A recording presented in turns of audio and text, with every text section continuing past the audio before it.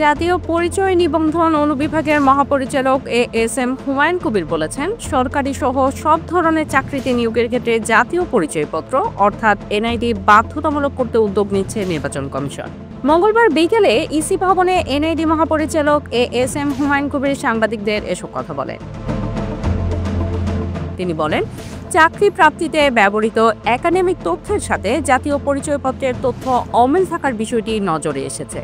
তিনি আরও জানান, এনআইডি আইনে বাধ্যবাধকতা রেখে চাকরি ক্ষেত্রে সব অফিস প্রতিষ্ঠান সহ সব ক্ষেত্রে এনআইডির তথ্য রাখতে বলা হয়েছে, যাদের এই সমস্যার কারণে বেতন সহ আনুষঙ্গিক সমস্যা হচ্ছে। সে বিষয়ে দ্রুত সংশোধনের নির্দেশ দিয়েছে এনআইডি উইং বলেও জানান। এছাড়া আগামী 15 জুলাইয়ের মধ্যে নবম দেশ হিসেবে জাপান প্রবাসীদের ভোটার তালিকায় অন্তর্ভুক্তির কাজ শুরু হবে বলেও জানান তিনি।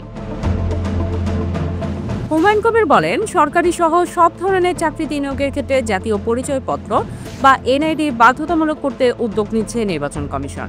সেই সঙ্গে সরকারের বিভিন্ন দপ্তর, সংস্থা ও অফিসের কর্মকর্তাদের এনআইডি সম্পর্কিত সমস্যার নিরসনে কাজ করছে প্রতিষ্ঠানটি।